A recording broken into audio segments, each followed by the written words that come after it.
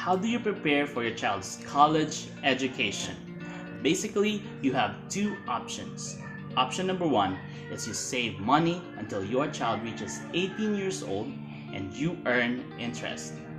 Option number two is you wait until your child reaches 18 years old. You borrow money and you pay for interest. Which option is better?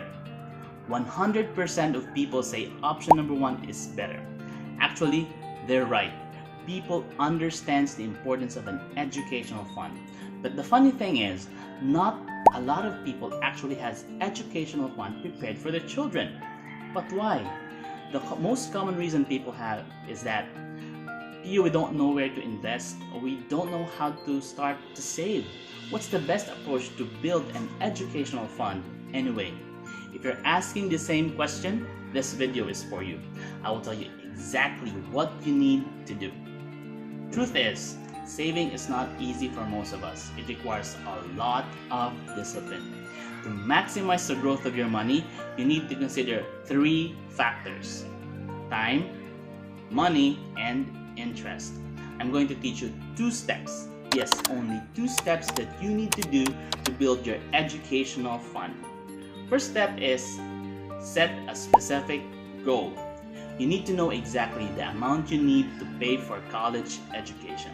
This is a very tricky question because it depends on the school that you are going to send your child, the course that your child will choose, and the number of years that your child will be in college.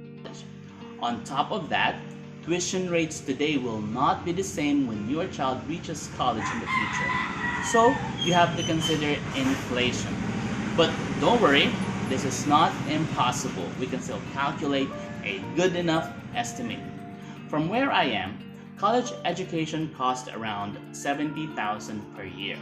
That's a regional rate. If you're in NCR or Metro Manila, it will cost more than 100,000 pesos per year. If your child is 1 year old today, you have 18 years to build your fund. The average yearly tuition increase is around 10 to 12%. Let's just assume a rate of 10%. 70,000 will be 389,194.21 after 8 years, approximately 390,000. That's the yearly cost of college education for your child when he or she reaches college.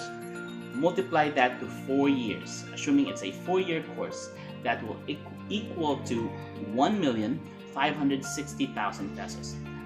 That's how much you need to send your child to college. That is your goal amount for educational fund. We have completed step 1, setting a specific goal amount. Step 2 is choosing your investment instrument. Where will you put your money? We will compare our options of different financial instruments.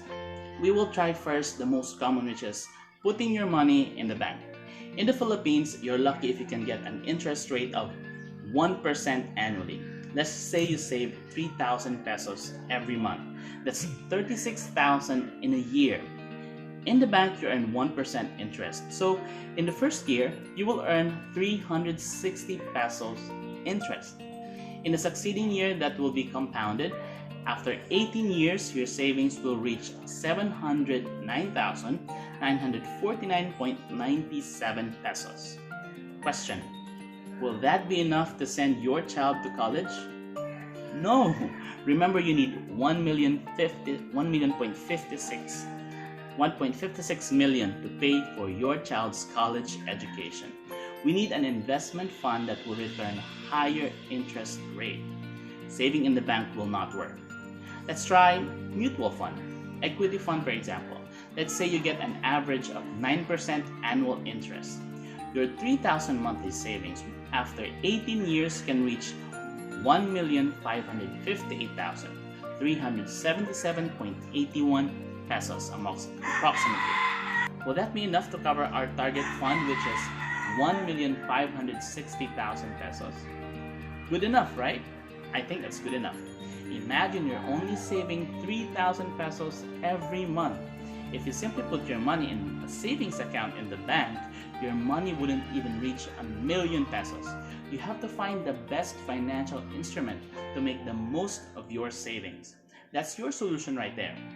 As promised, we only need 2 steps to help you in securing your child's education in the future. But we're not going to stop there. If you really want to secure the future of your children, you need to be prepared for the unexpected things that could happen. I have 3 what-ifs that we are going to consider in this video. What if the market goes down by the year your child would go to college? Like what is happening right now. Or what if you as a breadwinner will not be able to work until your child reaches college? And the worst case, what if you die before your child reaches or finishes college? That's a really morbid thought that a lot of people don't want to think about, but that's a reality of life. We absolutely have no control of that. If you really want to protect your future, to protect the future of your children and your family, you have to be prepared for the worst possible scenarios that could happen. I am happy to tell you that there are solutions that could handle all these possibilities. Let's tackle the worst possibility first. Worst case, what if you die before your child reaches or finishes college? Well, that's what life insurance are for. The good thing about life insurance nowadays is that we already have investment-linked life insurance policies. You are protected for life. At the same time, it allows you to invest and grow your money. Next possibility. What if you as the breadwinner will not be able to work until your child reaches college? That will happen if you get critically ill. Possibly, it will stop you from being able to work for the rest of your life. The good news is, you can actually add critical illness benefit to the life insurance policy. If you are diagnosed with a critical illness, you will receive money to cover for your lost income. And the last possibility, what if the market goes down by the time when you already need it? The good thing with Sun Life is that they have come up with these products called Achiever Funds. With this, you can actually select an estimated target year when you will be needing your money. The fund starts aggressive as you begin to save, but as it nears the target year when you need your money, it becomes more conservative, protecting your money from unexpected market movements. With that, we've already covered worst possible scenarios. Is that a good enough solution for your educational needs? I think it's the perfect solution. Well, we'll actually erase that. There's no perfect solution. Each one of us is unique. Our financial situation is different from each other. Our monthly income is different. Our budget for savings is different. Some of us have debt problems that needs to be solved. Regardless of what your financial situation is, there will always be a solution.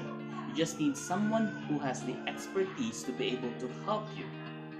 That's what financial advisors are here for. I am a financial advisor. If you know someone who is a financial advisor, talk to them. Ask them questions. The good news is the services of financial advisors are actually... Okay, so my video actually got cut off from there. But as I was saying, services of financial advisors are actually free. You can ask them questions and they would be gladly be able to assist you. You can also contact me through social media. I'm going to provide my social media links down below. I've also created this chatbot wherein a system will be able to analyze your financial situation, including your investment risk profile. If you're on Facebook, click on the send message button down below and click on get started. Just follow on the step-by-step instructions. See you next time on our next video.